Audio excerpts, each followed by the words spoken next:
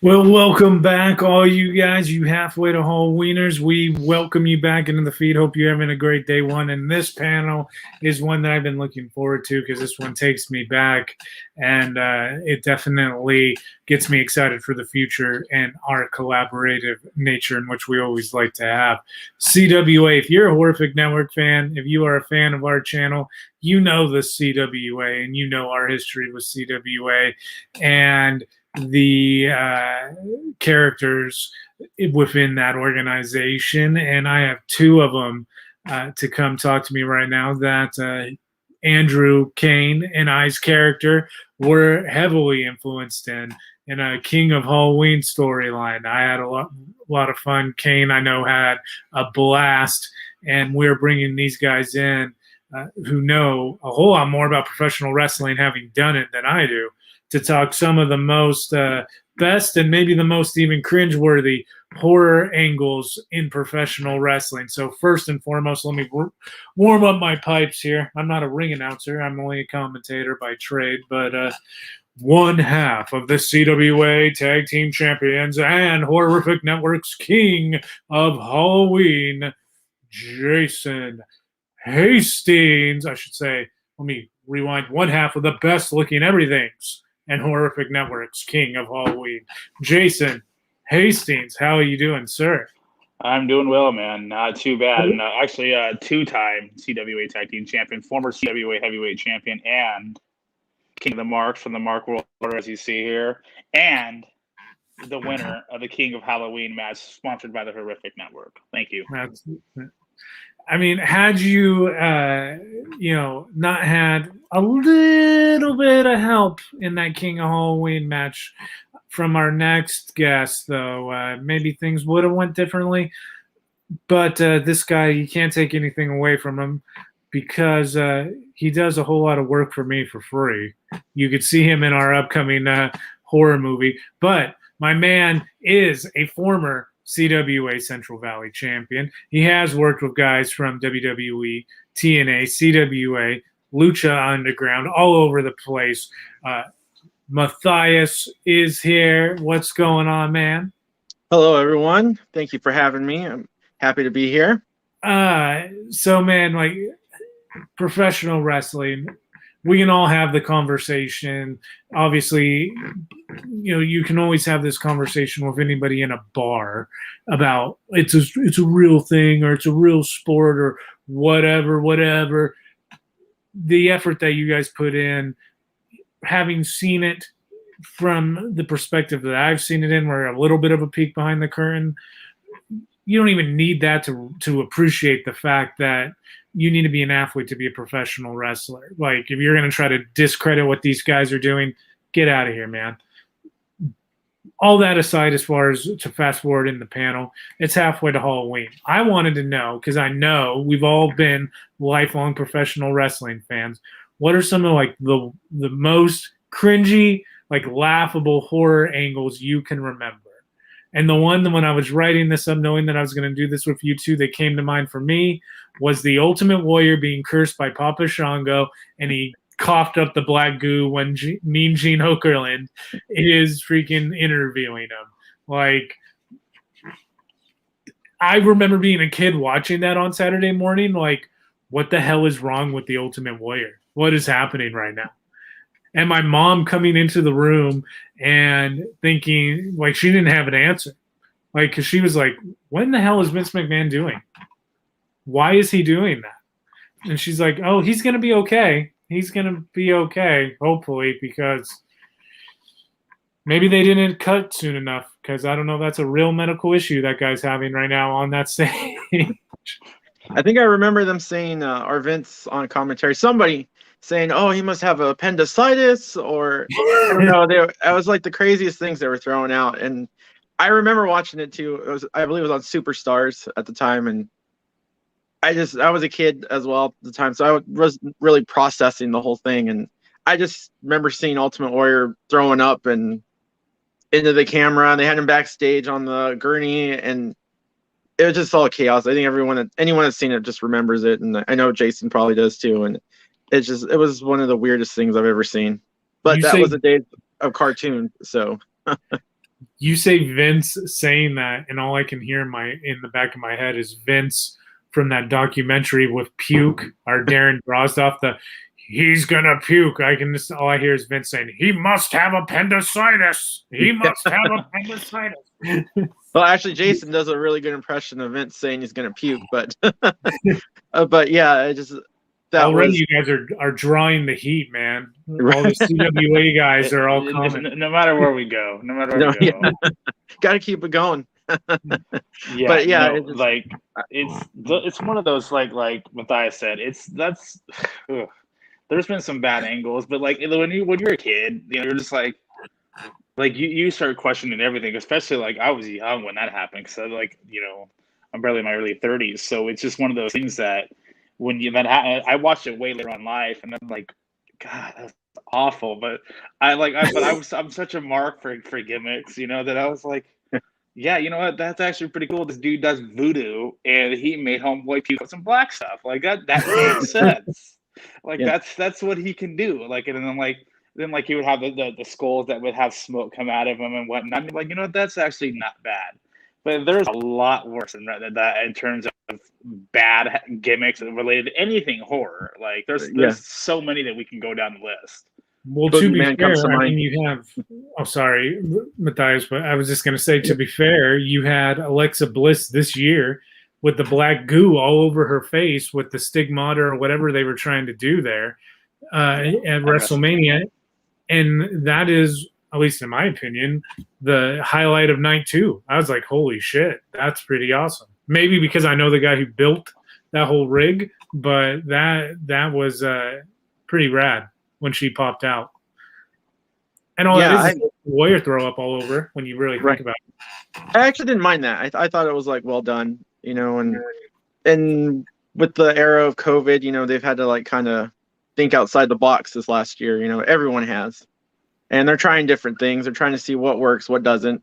And for me, I thought it was okay. It was well done. And I dig a lot of the stuff that the Fiend's doing. Yeah, there's some kooky things, but Mario says it was cream of corn. Is that true? Do you guys know that? Do you know? Is that a backstage story? His Papa Shango throw up was actually cream of corn soup. I never heard that. It very well could be. I don't think I ever researched it.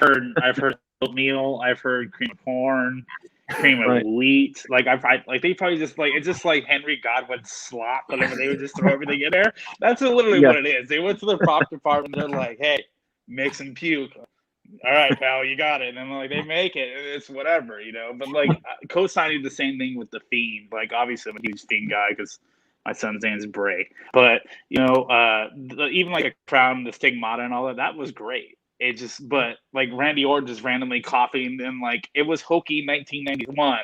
It's gonna be even more hokey in 2021. I can see he started having a stomach ache or whatnot, and maybe actually coughing up blood. Do it how in Gran Torino where throughout the movie Clint Eastwood was obviously showing signs that he was dying, and he would cough and he would cough and he would cough, and then he'd have blood in his tissue.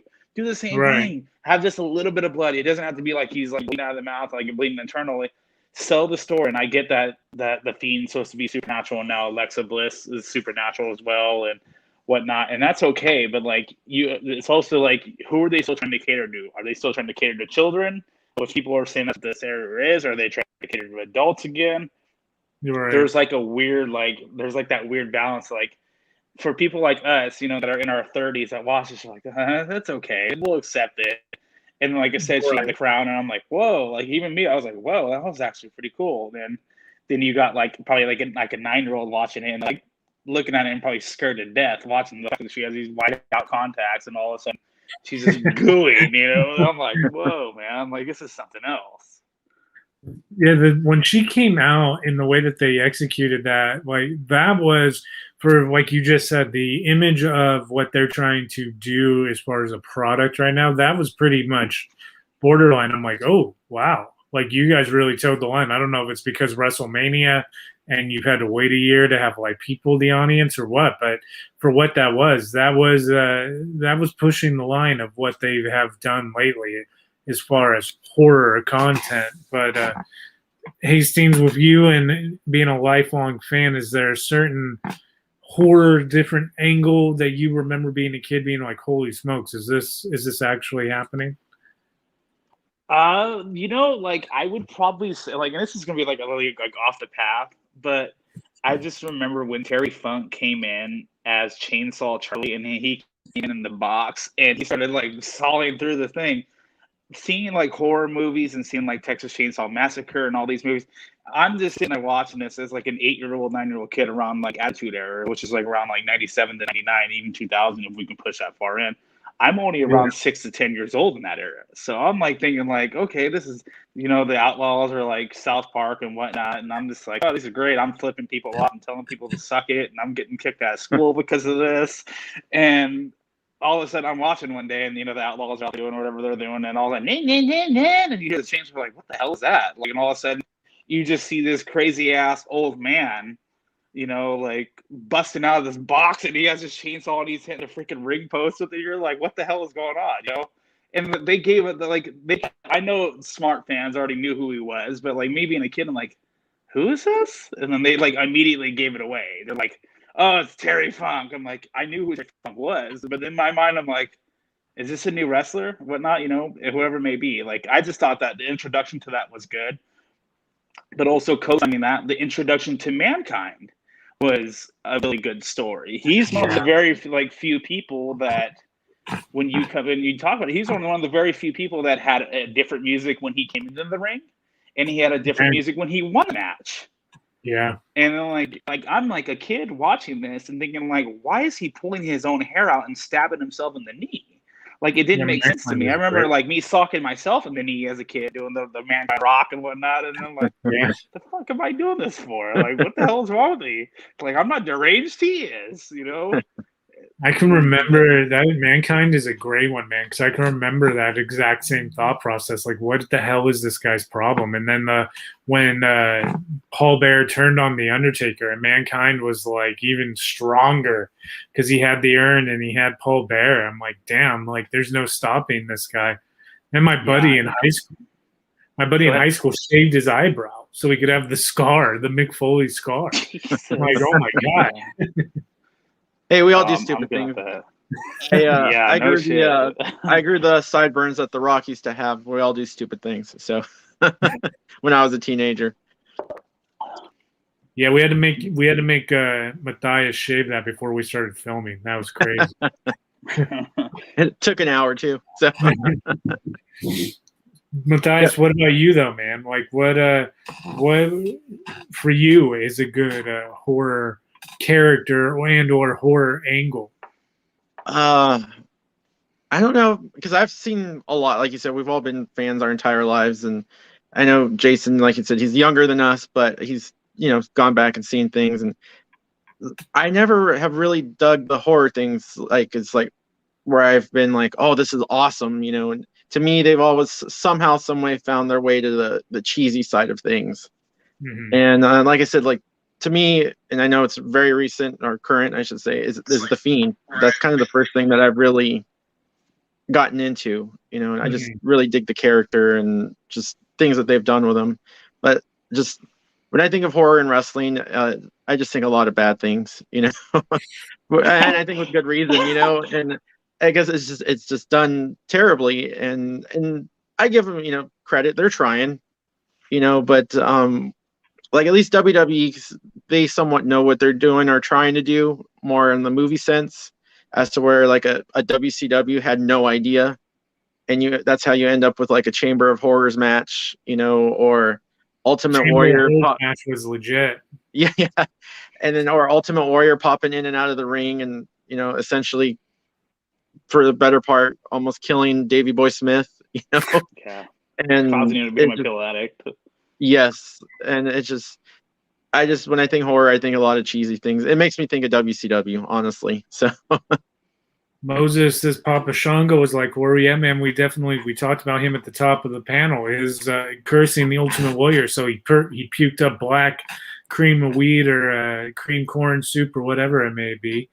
Tim Wilson, CWA wrestler, says younger generation, but I enjoyed the intro to the Boogeyman. The Boogeyman was like That is interesting because they made him out to be like almost like a Papa Shango at first, and then they went comedy with them. They're like, oh, he ain't scaring anybody, so let's have him throw some nasty shit in a bunch of people's faces and call it good. Like, he'll pull worms out of his pants, and that'll be it. Yeah, and then shove him down his throat. So. And you just insert the Vince McMahon Bray Wyatt puppet. This is such good shit. As Boogeyman is force feeding worms to Charmel at WrestleMania, whatever the hell that was. Oh God! And don't forget that was Hollywood, I think. And don't forget biting the growth off Jillian Hall's face. Yeah. God, the growth. I was actually happy when he ate the growth. I'm like, okay, we can finally move past the growth now. Boogeyman is eating the growth off of her face that falls off halfway through every match anyway. So, okay, cool.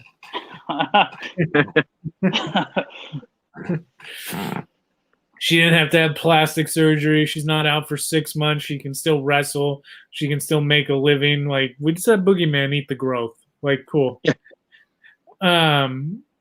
What about, man? This is the thing that they just brought back, which I still, even from a filmmaking perspective, I'm like trying to figure out how the hell they like edit it and they cut it, because they did a really good job. The freaking Inferno matches. Like, that is something that seems like it is so dangerous to try to control in front of a live audience that if anything goes wrong, like that is your ass. And the one that they did in the Thunderdome recently, which led to the whole new Fiend with Bray Wyatt, but that was a really good video editing job, even if it was previously recorded or not, where he, Randy drops the matches and Bray goes up like a freaking, Kindle fire. All that stuff, any work with fire for me on a personnel level, maybe not for a storyline level, but that seems like that would be rough. Yeah, I think, if I remember correctly, the first one was Taker and Kane in '98, I think, after WrestleMania. Yeah, it was on his arm. Yeah, and I'm really shocked that they let them pull that off, because, like you said, fire is a dangerous thing. Everyone knows it's so unpredictable.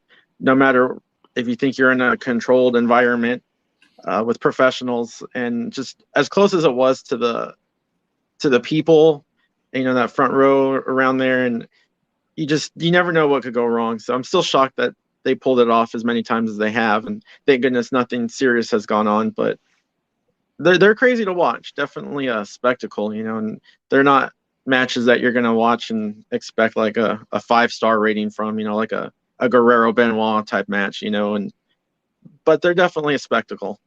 So when CWA comes back, Hastings, are we going to have a Inferno match? First match right out of the gate? Inferno match. For sure. That's the first thing we're doing. We're just, all right, the whole match, everyone on the card will have an Inferno match. This is great. Yeah, remember how TNA used to have their whole pay-per-view? Yeah, it'll be like a TNA lockdown pay-per-view. Instead of every match being a cage match, every match an Inferno match. There you go. Come watch it. Five guys can set on fire. Yeah, they'll charge $50 a ticket. But even like fire can go wrong too. Like if you look at what we'll get into in a little bit about the worst wrestling angles. It's not really worth saying like an angle, but when Hollywood Hogan faced the Ultimate Warrior at Halloween Havoc, he tried to throw flash paper into his face, and it burnt up so quick that it wound up actually burning Hogan's eyebrows and mustache, because he just tried to throw it so fast, but it happened so quickly that it threw him off. And even Undertaker said before, when he's done flash paper, it's left him with small burns. And even like in his entrance before, where he's come to the ring and he's caught on fire, his vest is caught on fire. Fire is a very tricky thing to play. I know it's like a spectacle to say the least, but it can get very dicey at times. So this is something that you always got to be very careful for. And the same thing, like the spectacle of having a match like an Inferno match is one just like, whoa, this is something else. Moses does Gangrel Port of Horror? Hopefully I suppose his name right. I think you did, but he's definitely horror. That whole contingent of the Gothic vampire, the Brood, Gangrel, Christian Edge. I mean, really Gangrel was the one who fell short in that group. Both Christian Edge, going to be Hall of Famers without question, and they go on to become, a classic tag team. It's just Edge and Christian, but the Brood has one of the dopest, like what you can consider horror entrances of all time. I never got to see it live, but TV production wise, every Monday Night Raw when the Brood was on TV, I'm like, this looks awesome. Yeah, agreed. Yeah, they were. That the bloodbath. There's so many cool little aspects of it. Yeah, and I've had not to name drop, but I've had the opportunity to work several shows with Gangrel, and one of the nicest guys you can meet. Very cool to talk to. Will give you your constructive criticism, and just give you tips and pointers, and just a great guy to talk to. So it was kind of a bummer to see him, like you said, get the short end of the stick, because he's a really hard worker. He's been in the business, it seems like forever, and has wrestled all over the world, and it's kind of a bummer to see him kind of get left out. So that's one thing that it feels like they give up on way too often now, especially is like I don't know if it's like the attention span of a normal person or a kid, like teaching high school, the attention span is like 0. You see that on a daily basis, but like I miss those characters. Like I feel like they gave up way too early on the Brood. Like we need those stables, like 4 horsemen as stables that good, bad, they're still here. I feel like they're doing a good job with this whole Roman Reigns thing. Like he's like on fire right now as a heel anyway, but like it seems like once Paul Heyman got attached to him, they finally made the commitment, like good or bad, however this thing is received, we know where we're going with this guy. Like in horror especially, the Fiend is kind of like the outlier because every time they start to like do anything dark, it feels like they go dark and like 6 weeks in, they're like, oh, this isn't working, so we got to change these characters. Like you had that with Wyatt originally. You had that with like Sanity. You had that with, really anything that toes that line, like we said, once they started trying to go too PG with it. And it's, it sucks. I'm glad, the Fiend has kind of stuck around. I know I was reading an article. I feel for the guy, for the real Fiend, for the real Bray Wyatt, who he was having a really hard time personally. And that's why he hasn't been on TV as of late, but I think he's actually getting close to coming back.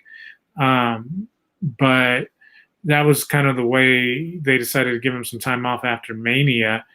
But that whole character, the arc that they have developed with the dual personality and letting the darkness in and letting the evil kind of come forth, like that is honestly the best character development WWE has done.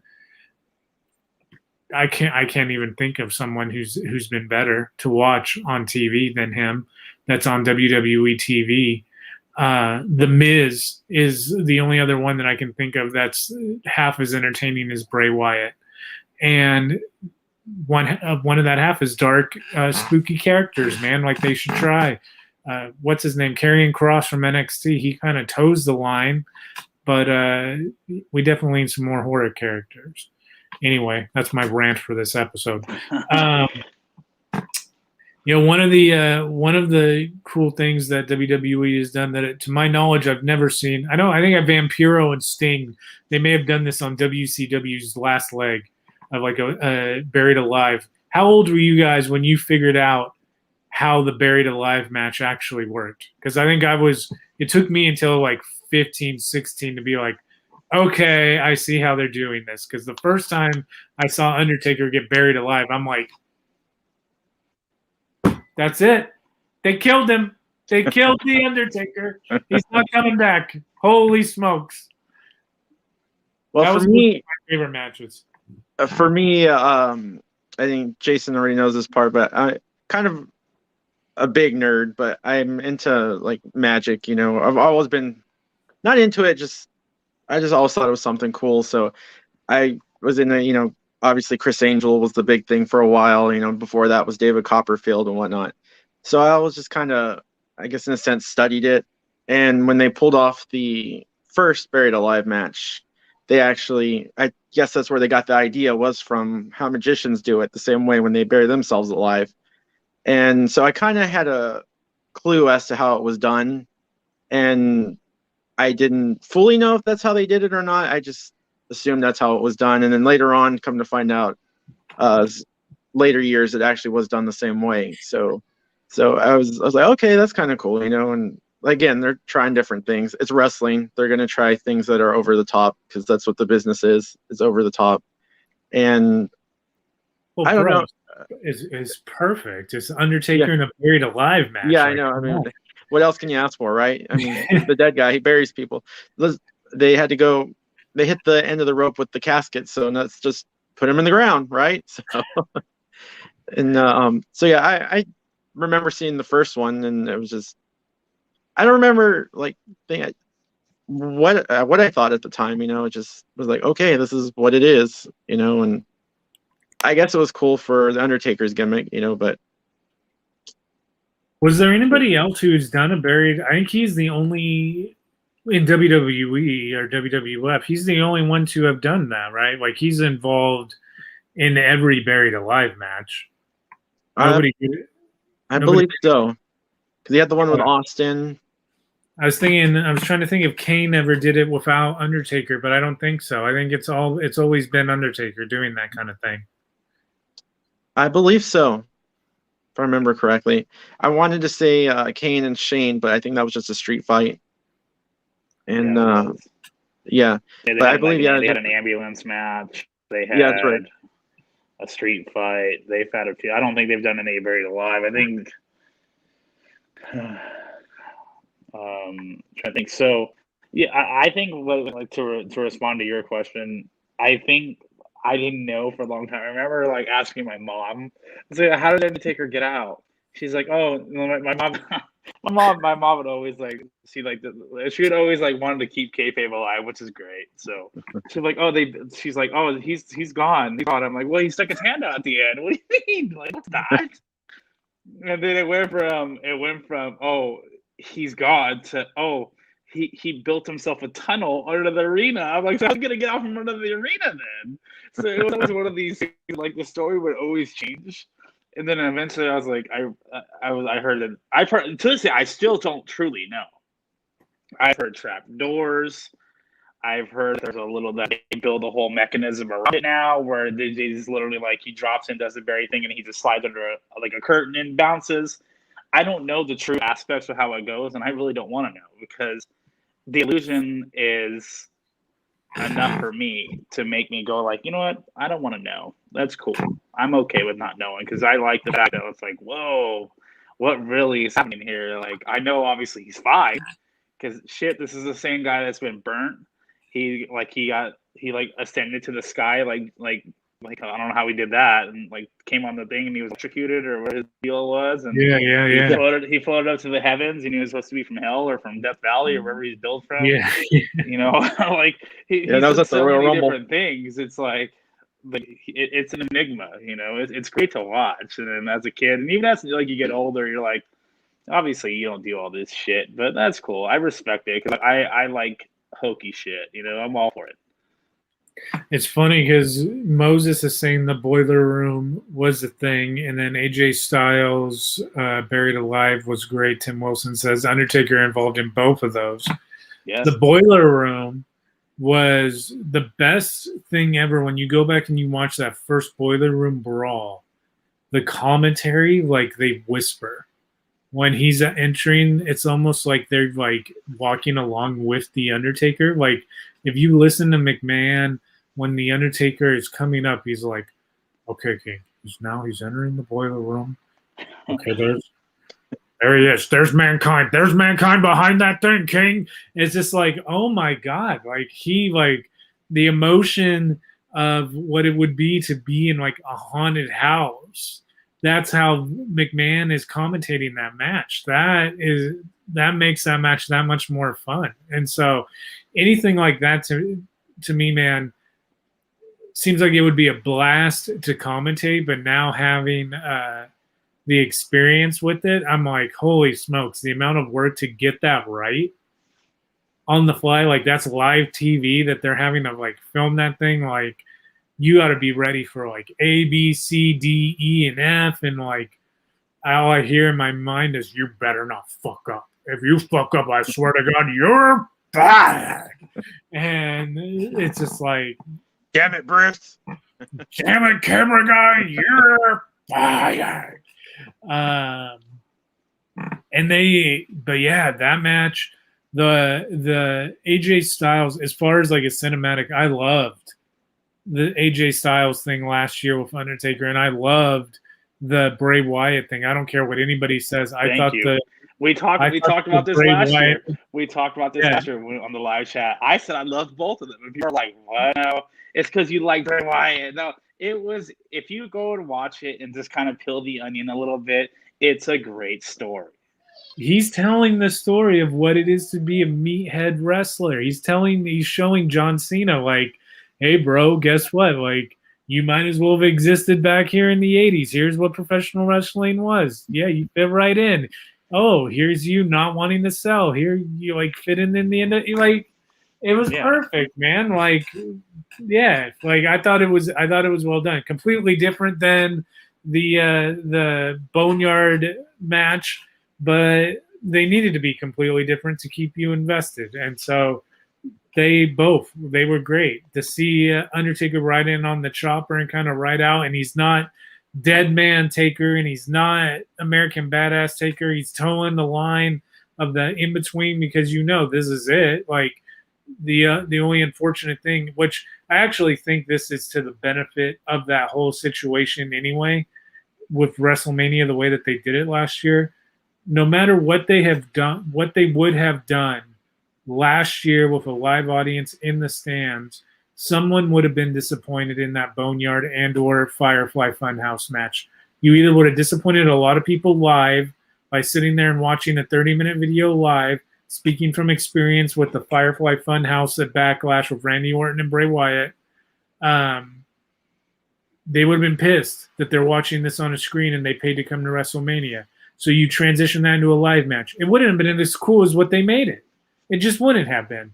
So you take the best of a good situation and you give him a 30-minute cinematic wrestling match for Undertaker. It worked because, the dude is, his body is half, replaced parts at this point. He's given his whole body to the business.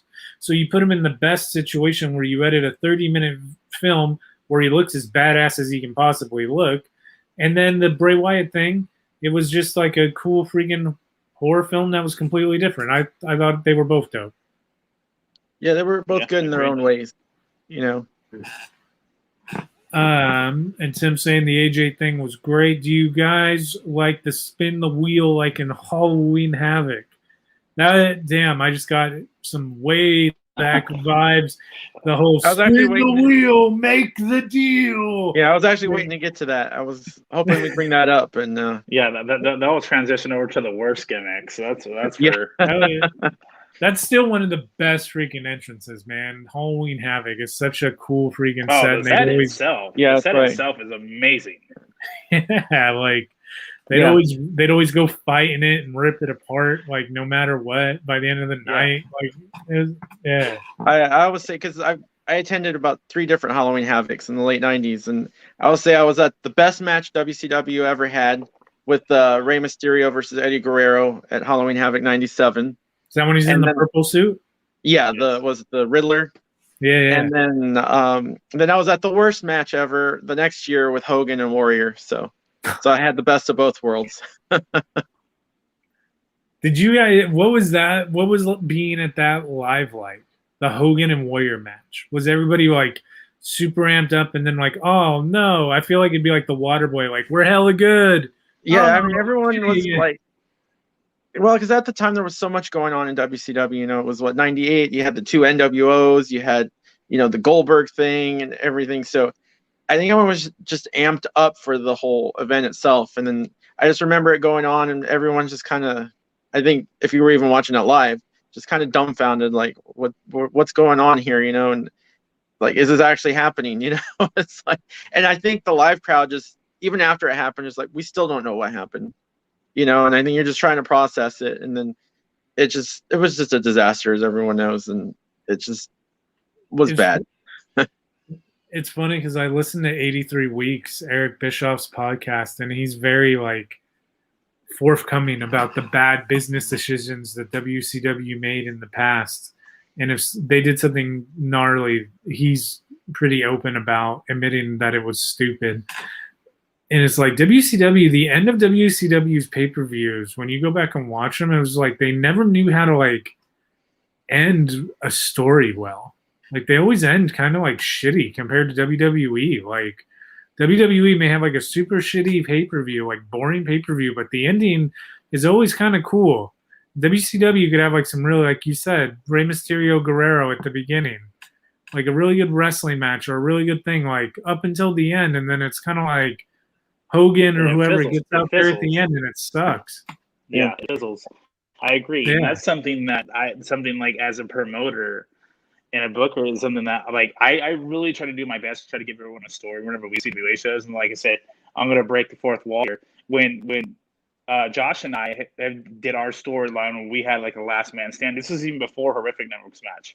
When we knew that we were gonna end our stuff on a certain time. This is gonna be the last match. We're gonna do it in this kind of style. We're gonna do a gimmick match. We're gonna have the bells and the whistles. We're gonna have the run-ins. We're gonna have this person help me. And we always try to tell a story, whether it's going to be good prevails over evil or evil prevails over good. You always want to end it so that way you can transition into something new. If it just ended like, okay, well, I got the upper hand on Mathyas for 2 shows in a row, and then like, oh, I'm just going to go and attack, go attack somebody else without him extracting his revenge. Why the hell would you want to come see the next show? Because it just muddies it. It makes it stupid and convoluted. And that was WCW's biggest problem, is that they just constantly had people coming in and out of the rotation of bookers and storytelling aspects and the writing team and whatnot. When we do our shows, it's myself, it's Tommy Cruz, it's Brian McGrew, it's, Joe Hamilton has aspects. But I've asked you for storylines. I've asked Mathyas for stories. Like, I try to keep it open, but I also, I give people an opportunity to, hey, present your story and let me know if this is going to work for us, because if it tells a good story and it has a good ending and it makes sense, we'll run with it. And there's been many times where we've done shows, my guy's like, yeah, we'll do this match and I'll just win, and then I'll go face this next guy next show. I'm like, we're not telling a story there. Right. Like, why are you gonna go why are you gonna go face me and then the next show you're gonna go face somebody else? Like, you're not fucking Goldberg. You're not just gonna plow through the roster. And that's speaking of the Goldberg storyline, that's literally the only storyline that they had working for them until creative got muddy again, and Kevin Nash fucking is like, oh, fuck you, dude. He gets stunned by the fucking cattle prod by it was a cattle prod or a taser or whatever it was by Paul. Kevin Nash puts himself over because he's a fucking booker, and we're all back to being shit WCW. And then Hogan decides, well, I'm gonna put myself over, brother, and it turns into a mess. Like, you're talking about they never finish anything, and that just proves how bad it was. It's like everybody had a say in what they were doing, which I respect, but everyone was always in business for themselves, and that's the reason why they failed ultimately. For sure. No, I think that's definitely a big reason as to why WCW went under, and Bischoff talks about that on his show a lot, where everyone talks about the Russo days and how things were just beyond horrible at that point. Like, there seems like that company went from top tier and everybody was coincident and everybody was on the same page to absolutely just everyone stabbing each other in the back. And it almost seems like the wrestlers were scared, worried about what was going to happen on a business sense, where there was no more bond. It was like, I'm watching out for number one and number one alone type of a thing, because they didn't know what the hell was going to happen. Tim saying that was the Phantom suit. Yeah, that the one that Josh was at the Phantom suit when he came out in all purple. That was one. Who was the wrestler not too long ago? Was it Seth Rollins that wore like a Phantom suit to make fun of Rey Mysterio? Yeah, they're doing Yeah. like the eye for an eye match. Yeah, that was Yeah, last year. you talk about horrific for the wrong reasons. Yeah, that's a perfect transition to move Yeah. over to The that. Seth Rollins Mysterio story angle. Like I never thought. I saw Vicky Guerrero on the floor of a convention not too long ago, and she was Vicky. She was nice enough and everything. And I was thinking in my mind, I'm like, one of the worst angles they ever could have done was the whole Dominic was Eddie Guerrero's kid thing. And then they started with the Bobby Lashley thing. I'm like, this is way worse than that. And then they started with the Seth Rollins Mysterio family thing. And I'm like, man, this is even worse than that. They're dragging this on longer than the Bobby Lashley Rusev wife thing. And I'm like, what are we doing? Like, this is just for the sake of filling a 3-hour show. Go back to a 2-hour show and cut the Seth Rollins versus the Mysterio shit out of your program, because this is not hard to watch. This makes me change the channel. Like, this is unbearable to watch. Like, you couldn't pay me to watch Seth Rollins and Rey Mysterio talk back and forth about how he is the Messiah and Rey just needs to fall in line. I'm over it. I'm definitely 100% over poor Dominic Mysterio. I could give no shits whatsoever about anything he does on TV for at least like 3 years. Right. I'll tell you what, the best thing that you can do, WWE creative, if you're listening, this is me on my rant right here. Best thing you can do right now. What's today? Today's Saturday, so you go and you tape next week. Best thing you do, have Dolph Ziggler and Robert Roode do a rematch clause, just because. I don't care. You don't want Dolph and Robert Roode. I pull a team out of a hat. You're defending the tag team championships. Whatever reason, they get lucky. They win the tag team titles. Fast forward to the next pay-per-view, you're invoking your rematch clause. The Mysterios still don't win. Dominic gets pissed, kicks his dad in the ball sack, turn him heel. I just saved you at least 3 years of character recovery, and we fast forward everything that you screwed up with Owen Hart, and we fixed it in like 3 weeks. You're welcome, WWE. Like, that's all we can do for this kid at this point. Make him a little asshole for a while, then we'll make him a good guy in like 2023. That's fine. Anyway, man, we are out of time. CWA, eventually, if you are in the California area, predominantly the Central California area, CWA, look them up on Facebook. Jason, tell everybody, what's the best way to find what hopefully we will be doing in 2021? Just the best way probably would be the Facebook page at facebook.com/California Wrestling Association. You'll be able to find us on there. All the info goes directly to that. You can find me on Instagram at Jason Hastings CWA. You can find the company as California Wrestling Association on Instagram. That's going to be the best way of doing it. We're waiting to find out when COVID clears up a little bit more. I said we're getting closer by the day, so let's just keep following the rules here and doing what we need to do, so that way we can get back to enjoying what we do. We want to go back to putting on shows for live crowds, for wrestling fans, for people just like us. We are very blessed to live out this dream that so many people have never been able to do. And I think about that every single time I walk through that curtain. Like, I'm doing something that nobody else can do, or most people can't do, because it's, like you said, wrestling is very real.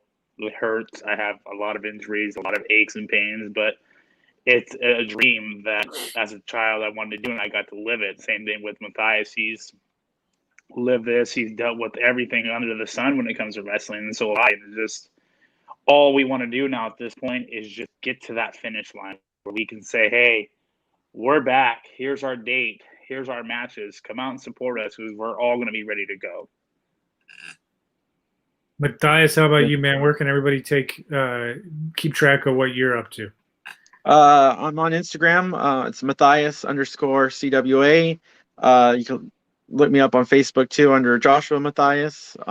It's kind of the main two social media platforms I'm on, and of course, when shows get rolling again, you can find me there. And if you happen to see me walking around, stop by, say hi. I'll say hi anytime, take pictures, whatever you need. So, Right on, look man. me up Well, there. gentlemen, we thank you, and we look forward to seeing you guys back in the ring when things start to open back up here. Yeah, thanks for having us. Appreciate it. Stay tuned. We got a whole lot more coming to you guys live on Halfway to Halloween. Fast Pass with Us is up next, followed by that Round Table Horrific Podcast main event for day number 2. Stay tuned. Thank you for watching.